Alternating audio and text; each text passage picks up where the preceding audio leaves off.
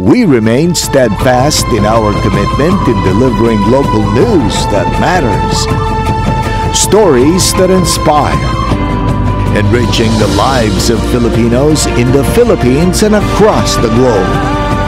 This is your GMA Regional TV. Buong puso para sa Pilipino. Ito ang inyong Regional TV News. Magandang araw, ito ang inyong Regional TV News. Hatid namin ang mga pinakamalaki at pinakahuling balita. Mula sa Visayas, ako po si Cecil Kibod Castro.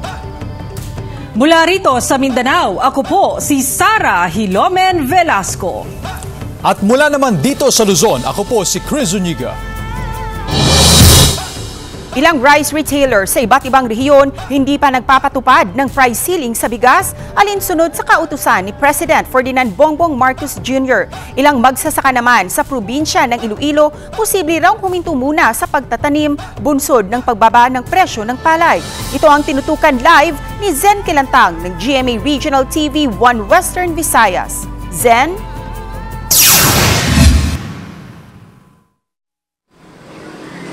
Cecil, hindi lang rice retailers ang apektado sa pagpapatupad ng price ceiling, kundi maging ang mga magsasaka dahil sa mababa na presyo ng palay na binibili ng mga trader. Sa isang ektaryang palayan ni Ofelia, nakapagaan ito ng 120 na sako ng palay. Pero problema nito ngayon ang pagbaba sa presyo ng palay sa 16 pesos per kilo mula sa dating 20 pesos na bili sa kanya ng mga rice trader kasunod ng pagpapatupad ng gobyerno ng price ceiling sa bigas. Kung solusyon daw ng gobyerno ang price ceiling dahil sa pagmahal ng presyo ng bigas, dagdag pasanin naman daw ito para sa mga magsasaka. Dahil lugi na sa gasto sa pagtatanim, posible raw na huminto na muna ang ilan sa kanila sa pagsasaka. Sinabi naman ng DTI Region 6 na temporary measures lang ang pagpapatupad ng price ceiling, lalo na't nag-umpisa na rin ang harvest season. Atin lang po titiyakin, hindi madi-disadvantage yung ating mga consumers. At the same time, yung ating mga farmers ay mananatili pong protektado. Problema rin ng ilang magsasaka sa Bulacan, Camarines Sur ang pagbaba sa presyo ng palay. Pero ayon naman sa rice millers, hindi nila kontrolado ang pagtaas o pagbaba ng presyo ng palay, maging ang binibiling bigas dahil nakadepende ito sa ipinapatupad ng mga malaking rice mill sa probinsya. Ilang pwesto naman ng bigasan sa pamilihang bayan ng Mangaldan, Pangasinan ang mga nakasara dahil sa ipinatupad na price ceiling na 41 pesos sa kada kilo ng regular milled rice at 45 pesos sa well-milled rice. Kaya nagtalaga na ng Bantay Presyo Task Force sa iba't ibang lugar sa rehiyon ang Department of Agriculture Region 1 para sa mas mahigpit na monitoring sa ipinatutupad na price ceiling sa bigas. Pumapalo pa rin sa 52 pesos kada kilo ang pinakamurang bigas na mabibili sa Batangas City Old Market. Ayon sa mga rice retailer, sa ngayon napakahirap maghanap, wala din silang maibigay. Kaya ang itinitinda na lang namin yung special, premium at saka fancy rice. Ilang rice retailers din sa Talisay City, Negros Occidental ang hindi pa rin nagpapatupad ng price ceiling dahil mahal pa raw ang kuha nila ng kanilang stocks. Nagsagawa naman ng random checking sa presyo ng bigas sa Tabunok Public Market sa Talisay City, Cebu, ang DA7. Nasa 42 hanggang 52 pesos ang kilo ng ibinibentang bigas sa palengke. Paglilinaw ng DA, inililista muna nila ang presyo ng bigas at kung saan ito galing para mapadala sa central office. Base naman sa monitoring sa DA at DTI Region 11, mataas pa rin ang presyo ng bigas sa Davao City. Sa Bangkerohan Public Market, nasa 50 to 57 pesos kada kilo ang presyo ng bigas. Hindi pa raw maibaba ng ilang rice retailers ang presyo ng tinda nilang bigas dahil malulugi raw sila ng mahigit 200 pesos kada sako. Ilang tindahan naman ng bigas sa General Santos Public Market ang nasita ng mismong market administrator matapos hindi sumunod sa price ceiling ng bigas. Pero may iba namang voluntaryong sumunod. Cecil, sa ngayon ay pinoprofile muna ng Department of Trade and Industry at Department of Agriculture ang buying at selling price ng bigas sa mga palengke. Makakatanggap naman ng tulong ang mga apektadong rice retailers. Cecil? Maraming salamat, Zen Kilantang ng GMA Regional TV 1 Western Visayas.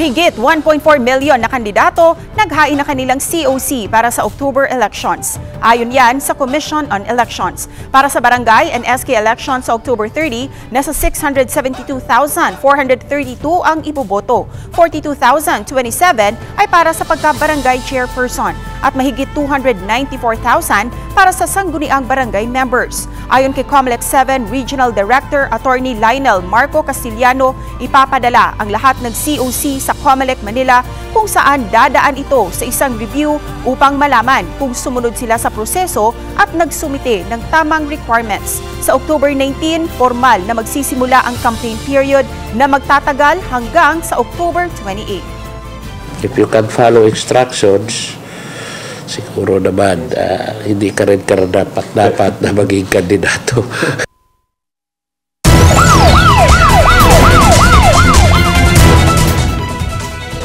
20 anyos na estudyante patay matapos daw bugbugin ng mga hindi pa nakikilalang sospek sa Dagupan City. Makibalita tayo kay Russell Simorio ng GMA Regional TV 1 North Central Luzon. Patay ang 20 anyo sa si Ronald Pescador, residente ng Barangay Mayombo, Dagupan City, matapos umanong bugbugin ng mga hindi pa nakikilalang suspect. Kwento ng ina ng biktima, gabi ng August 26 nang magpaalam ang biktima na dumalo sa birthday party ng kaibigan sakay ng motorsiklo. Kanya, nak, uwi ka na, nak, dahan-dahan ka lang at madulas ang kalsada, sabi ko. Opo, mapauwi na ako, ma, hindi naman ako nakainom, sabi niya. Around 11.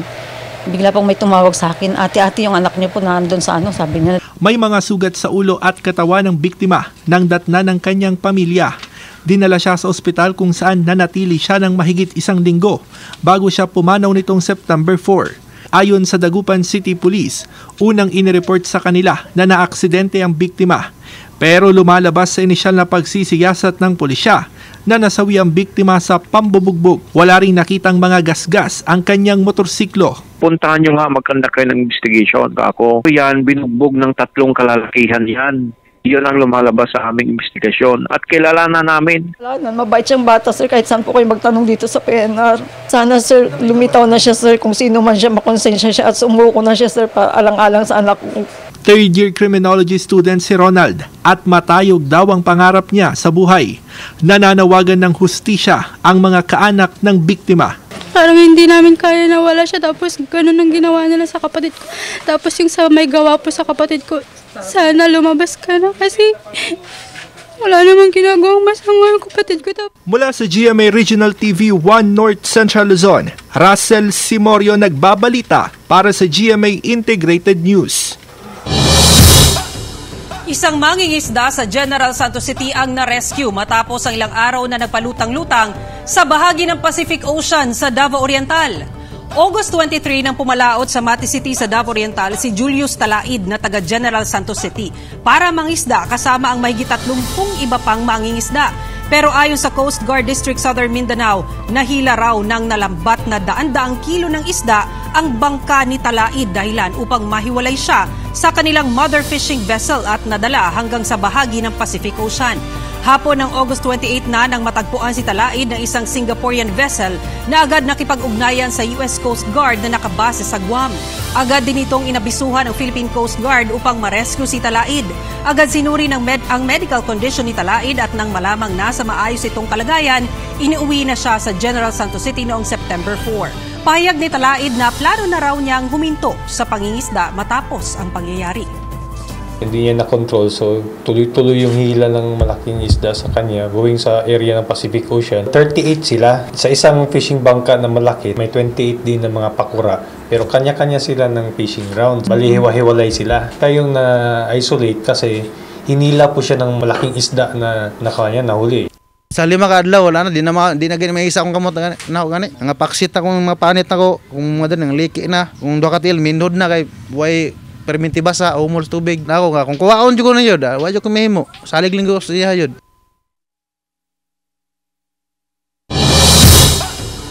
Samantala, industriya ng paper mache o pagtataka sa Paete, Laguna, pinangangabahang maglaho dahil sa kakaunting gumagawa nito ayon sa LGU.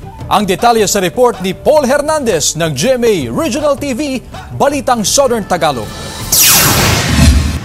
Ang mga patapong papel, malaki ang silbi para sa mga residente ng bayan ng Paite. Ang mga pambihirang obra, bunga ng pagkamalikhain na bumubuhay sa maraming pamilya. Ang taka o paper mache na negosyo, minanapa ni Tatay Ferdinand sa mga magulang niya. Karamihan dito, yung mga tatay, mag-uukit, yung nanay na naiiwan sa bahay, ginagawa sila ng molde, yung mga tira-tira dating dyaryo, mga papel, na arimon sila, ginawa nilang mga paper mache. Dekada 80 hanggang 90, buhay na buhay raw ang industriya. Ayon sa LGU, bawat bahay may nagtataka sa bayang binansagang Art Capital of Laguna. Hanggang kalaunan, unti-unting nalusaw ang sining sa lugar. Bumaba ang bilang ng mga nagnenegosyo ng taka. Tumatanda na raw ang mga gumagawa nito. At kakaunti na rin daw ang mga may interes sa paper mache. Pero si Jade, may malaki pa ring interes sa sining. Nakakalungkot kung tutuusin kasi kung wala nang magpapatuloy, edi wala na yung heritage, mamamatay na yung heritage namin, di ba? Nagkaroon pa ng kakulangan sa dyaryo na pangunahing materyales sa pagtataka. According to some sources, may nakapagturo sa China, dinalang mga Pilipino na taga Paite, natuto nitong paper mache. Kaya para maisalba ang naghihingalo ng industriya, planong bumuo ng lokal na pamahalaan ng isang ordinansa na dapat magkaroon sa bawat barangay na magtuturo ng pagtataka sa mga kabataan. Makikipag-ugnayan daw sila sa iba-ibang ahensya ng pamahalaan at pribadong sektor para masuportahan ang hangaring ito. Mahalaga raw maunawaan ng mga turista, lalo na ng mga taga-Paite, ang naging papel ng pagtataka para mahulma ang mayaman nilang tradisyon at kultura. Mula sa GMA Regional TV Balitang Southern Tagalog, Paul Hernandez nagbabalita para sa GMA Integrated News. Patuloy ngayon ang investigasyon ng otoridad sa 2 insidente ng pambubudol na naitala sa Daet, Camarines Norte. Si Chris Novelo ng GMA Regional TV Balitang Bicolandia para sa detalye. Sa loob ng 2 araw, magkahiwalay na insidente ng pambubudol ang naitala sa bayan ng Daet, Camarines Norte, kung saan pawang mga senior citizen ang nabiktima nito.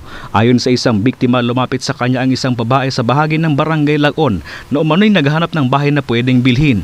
Pinapasok siya nito sa kotse at doon kinuha ng mga ito ang kanyang mga alas kapalit ang ipinangakong malaking halaga ng pera. Matapos umalis ang mga sospek sa kanan na pagtanto ng biktima na nabiktima siya ng pambubudol, lalo na nang hindi na bumalik pa ang mga sospek. Mga 30 minutes lang, pupuntan daw ako. Ngayon, nagparahindi ako sa swerde ko, nakain yung kanin, saka yung pagkahindi sa kanila. Tapos, tinawagan ko yung kapatid ko, saka yung pamangkin ko, pumunta rito na alangan niya ako. Sabi nung kapatid, ay budol yan kuya.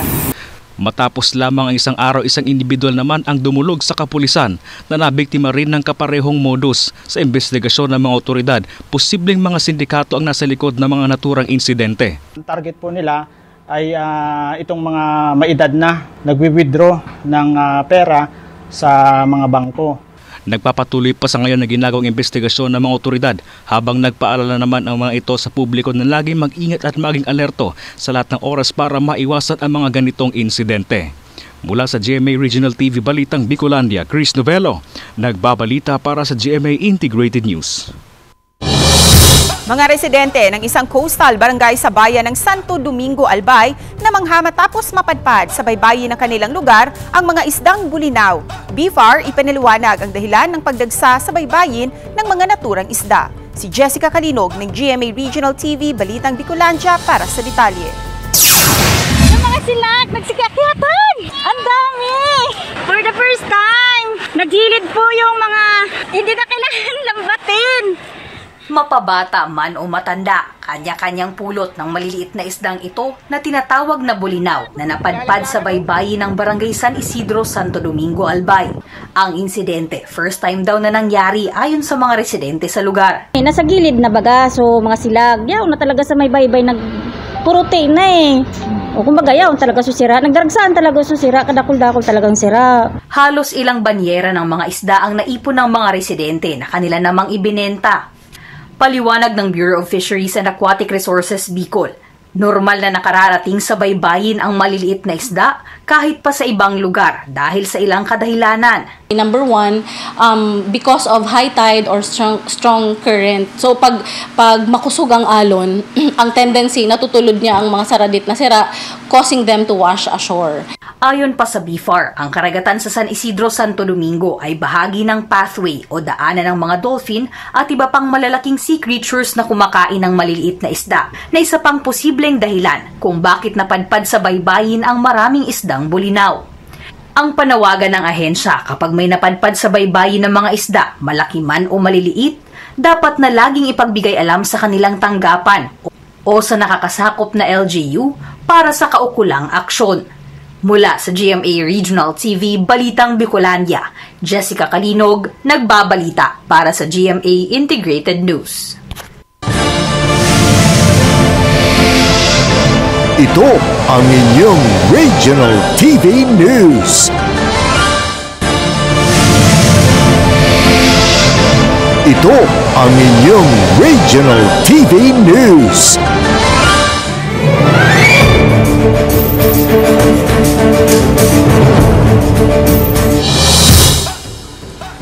55 barangay sa Negros Occidental ang tinututukan ng militar at isinailalim sa assessment base sa sitwasyon ng political rivalry at presensya ng rebeldeng grupo. Kaya mga ito ay inirekomendang isailalim sa areas of concern sa darating na barangay at SK elections sa Oktubre.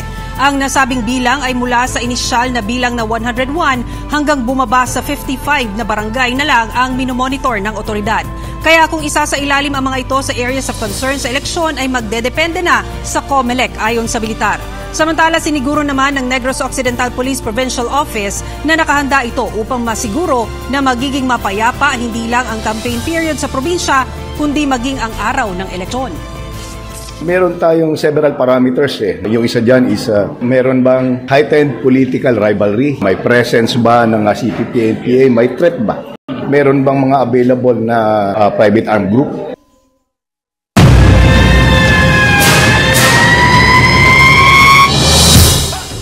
Patuloy ang investigasyon ng Bureau of Fire sa pinagmulan ng sunog sa isang bodega ng lumber sa Mandaue City, Cebu. Sumiklab ang sunog Martes ng gabi. Tinupok ng apoy ang isang warehouse sa barangay Magikay. At dahil sa supply ng lumber, madaling lumaki ang apoy kaya inakyat sa third alarm ang sunog. Napula ang sunog madaling araw ng Miyerkules. Tinatayang nasa 1.5 million pesos ang naitalang danyos ayon sa BFP.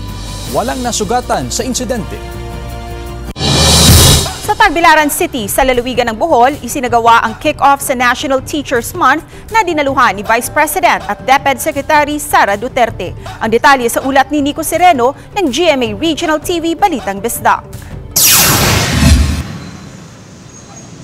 Maagang nagsidatingan ang mga teachers at mga participants sa kick-off ng National Teachers Month na isinagawa sa Bohol Wisdom School Gymnasium. Isinagawa ang programa na dinaluhan ng mahigit 1,200 teachers mula sa Region 6, 7 at 8. Ang pagdiriwang ang simula ng isang buwang selebrasyon na nagpapahalaga sa mga teachers at sa kanilang serbisyo sa bayan.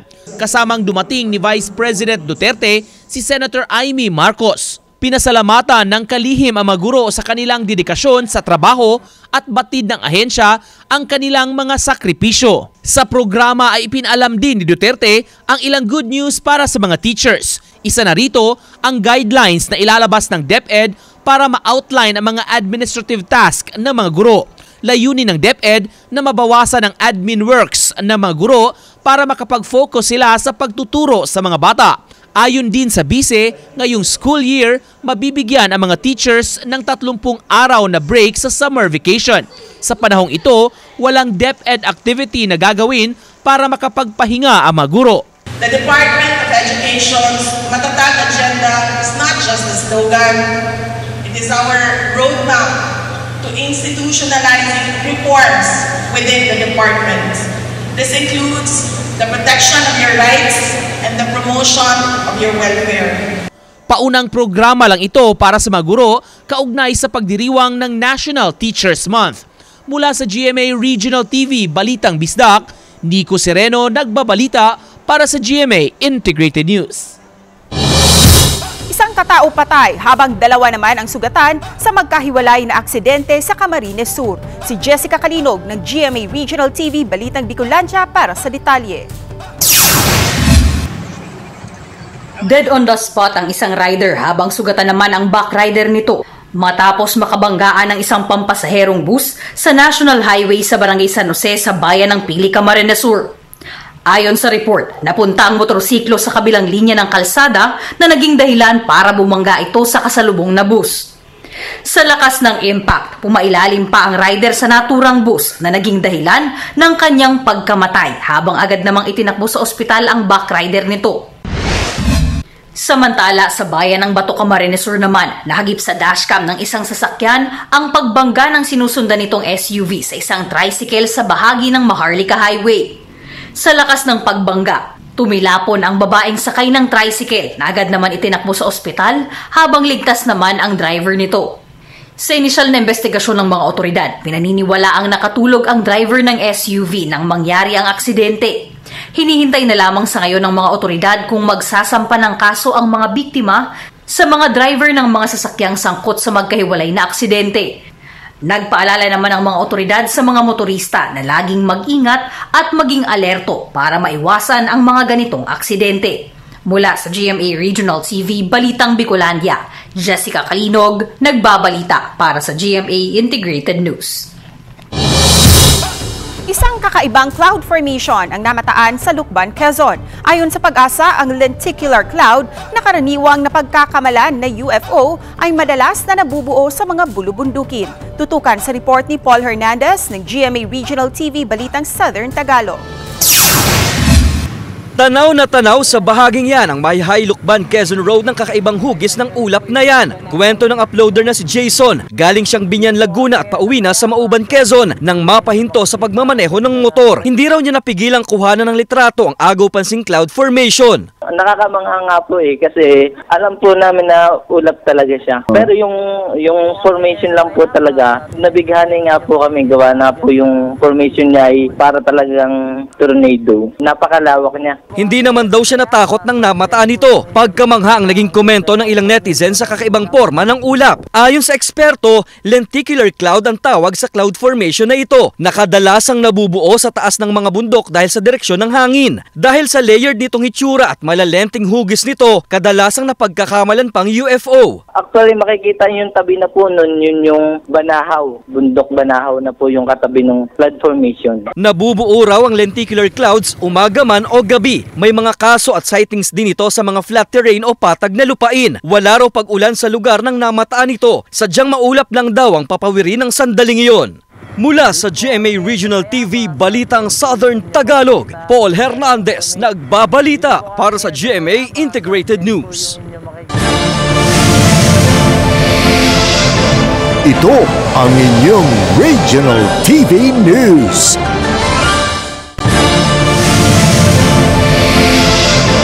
Ito ang inyong Regional TV News.